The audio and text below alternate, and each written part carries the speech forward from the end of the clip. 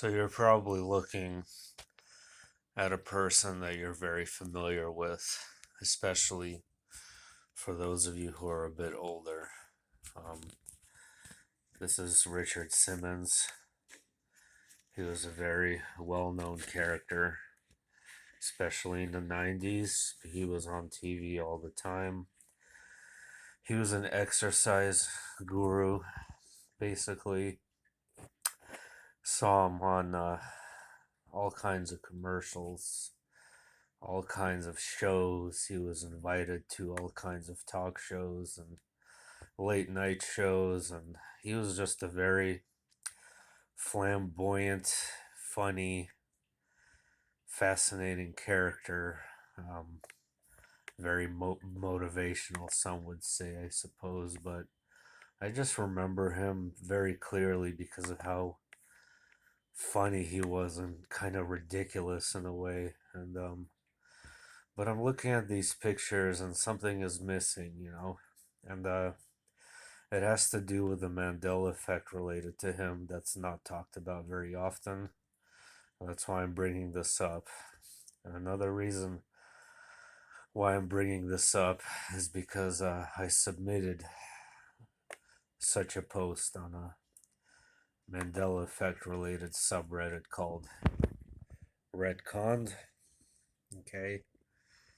And this is my post here.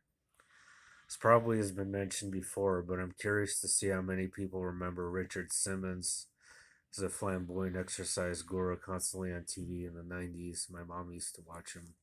I clearly remember he always, and I mean always, remembered a headband.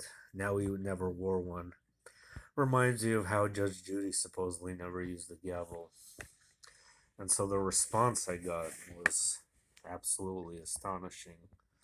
Um, Practically everyone remembers him always wearing a headband every single time he was even, and I'm not even just talking about his exercise videos. He would be wearing a headband on the late night talk shows and pretty much everywhere. Headband, curly hair. Totally remember him with a headband.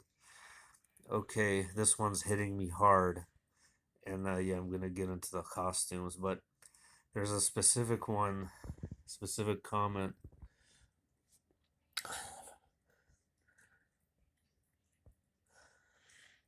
He almost always wore a headband. In my memory of his TV appearances, not sure if I ever saw him without it. And then this person's tripping out about Judge Judy without a gavel. But I wanted to show you. Oh, there we go. This specific comment right here. I used to work with him from time to time as a TV director. Can confirm all headband all the time. Also, super nice guy and funny as hell. I mean, I don't know if this person's being honest or not. I mean, who knows? But either way, that's pretty interesting. Uh, but what's also interesting is that if you, for example, were to search Richard Simmons' Halloween costume, all I would say about 60 to 70% of the images that show up. You could put this on Google. I'm using another search engine, but it doesn't matter. Uh, you can put it on any search engine, and all a majority of the costumes are going to have a Richard Simmons headband. Now, why is that? Why would that be?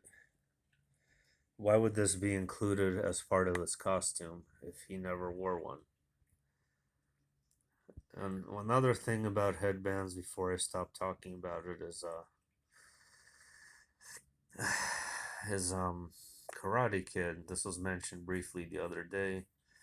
Another headband related thing, right? So looks off, doesn't it? Well, that's because it was always red, not black. I remember it always being red.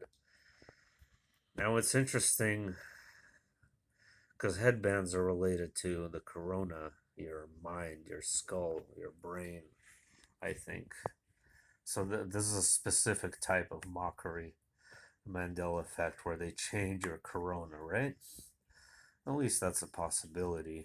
Um, anyway, I just thought that was interesting to bring that up. I wouldn't have made this video if I didn't get this overwhelming response, positive response with 65 upvotes.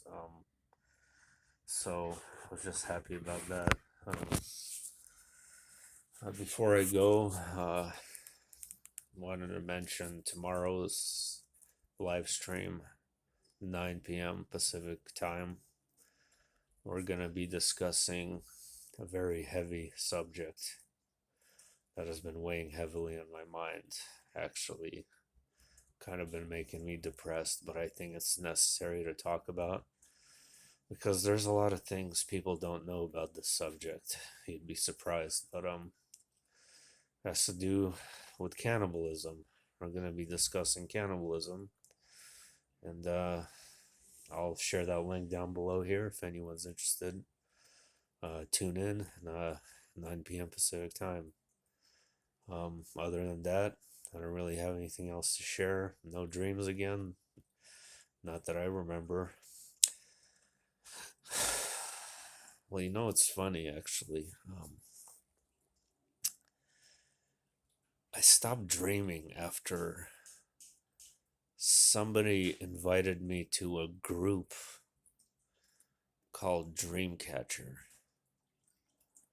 I don't know, I'm not necessarily saying that's related, but there is an online group I'm part of called Dreamcatcher, and I remember since. And there is even more oddness though.